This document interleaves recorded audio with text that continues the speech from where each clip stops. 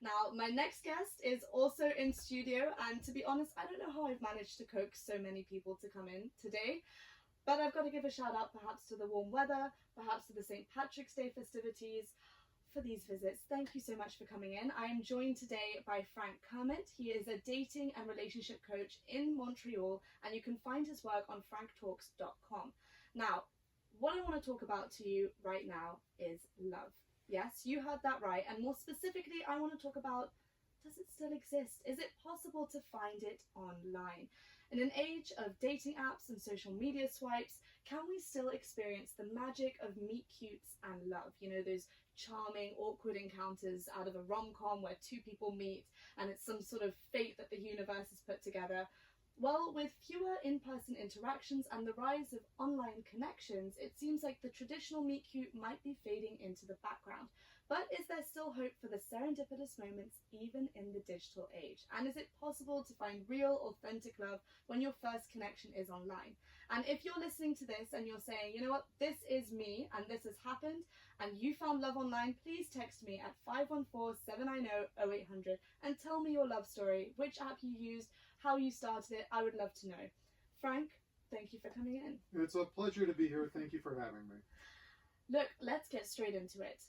Love, dating apps, is it authentic? Are we, forcing it when we use these dating apps? Is it possible? You're not forcing it. The bottom line is every way to meet somebody is a good way. There is no bad way to meet someone. And all of the stigmas out there about, oh, you met through this way. Look, you're not going to be able to please everybody, and you have to do what's comfortable for you. If meeting somebody through technology versus meeting them through an introduction of a friend or a family, an arranged encounter, it doesn't matter. The goal is you want to find someone that you connect with, someone who gets you, maybe somebody that you can build a future with, have kids with, build a family with, travel the world with. Whatever it is that is your life plan, you're looking for a partner for that. How you meet that person is your choice, and you can't worry about what other people think about it. I mean, I think that's a lovely sentiment, and I love that idea. But my question to you, though, is, if you are meeting online, so many of these dating apps, and I've used them before, you're curating them, right? You're setting your preferences, sometimes for proximity, sometimes for religion, and obviously that's normal. People have the things that they want and what they're looking for in a partner. Are you not curating this ideal person so that you're maybe stopping yourself from meeting people in a more authentic way? You're kind of forcing the lines with which you can meet that person. I'm so glad you brought this up, because this is the biggest mistake that people make when they go online using these devices. They're thinking about their preferences and, the ideal partner. And if you do that, you're not going to find a lot of matches. You know why? Because people are not perfect. They're imperfect, flawed individuals who are capable of great love. So when you're going onto these dating apps, don't be looking for your top preference. You go for your absolute deal breakers. The things that make you say, look, if this is involved, doesn't matter how many other good things are there. If this is involved, it's a no. Those are your deal breakers, okay? Those are your absolute boundaries, and that's what you're looking for. In terms of preferences, preferences are just preferences, and over time, your preferences might even change. That's why you don't go online looking for your preferences. You go online looking for your absolute boundaries, and that's how you're going to connect with even more people. I love that you bring that up, because I definitely think that the conversation of preferences, it comes up a lot, People use these apps, they're like, oh great, I can now use this app, I can put exactly what I want, and I'm going to get the perfect person. And I agree with you. A relationship isn't perfect, it shouldn't be perfect. You should grow together, and you should find each other's imperfectness and figure it out. Now let me share something with you now, and I'm hoping that this might give you a different perspective. When someone sets their standards so high at a level where their ability to attract someone isn't at that same level, we might not be dealing with people who are just too picky. And we might not be dealing with an impossible world. We might be dealing with a fear of intimacy. Somebody setting themselves up for failure. In other words, I'm only going to date somebody if they have this criteria, this criteria, this criteria, this criteria. Meanwhile, they have no ability to attract such a person. That's not them being picky. That's not them being unreasonable. That might be a sign that they have a deep-rooted fear of intimacy. In other words, they don't feel worthy of love. So they set up the criteria to make it impossible for them to ever entertain the possibility of dating someone.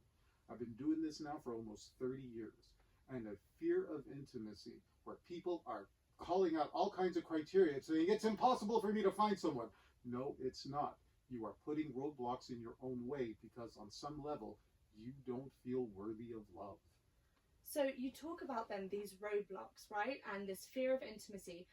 Modern dating nowadays, like we're talking digital dating, do you think then that it's made it harder to form genuine connections because it's, creating these roadblocks? It's basically enabling some people who might have this fear of intimacy.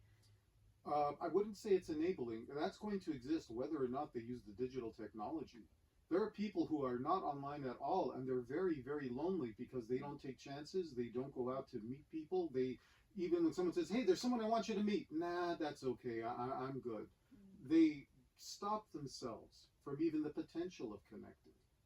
And this has nothing to do with the technology available. If somebody really believes in themselves and loves themselves enough that they want to have a relationship where how they are treated is the most important thing, not how much they're turned on, not how much it's going to impress their friends and family, how they are treated by someone becomes the most important thing. They will find what they're looking for because they're actively going out there to try to find someone to build something with. So building those genuine connections, yeah. But do you not think, because this is, I'd say I'm skeptical when it comes to dating apps. Do you not find that, in terms of building this genuine connection, I feel that when I was using these apps, it's like a CV that I'm reading. And I feel like I know this person's entire life before I ever even hear how they sound, how they laugh, whether, just in general, the connection in an actual physical space is there.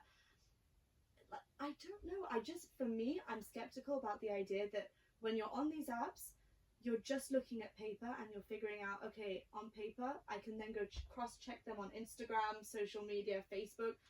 Do you really ever breach that to be like, what, this is authentic, this is real? And how do you know if it's real? How the only way you're going to know it's real is to actually meet the person. And here's a very key element.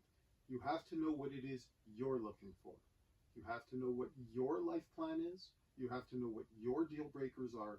And in a conversation, in a 20 or 30 minute conversation, you'll have a pretty good feeling as to whether or not this person's compatible. Okay, I met my wife online. And it was the same thing when our first date was 36 hours long.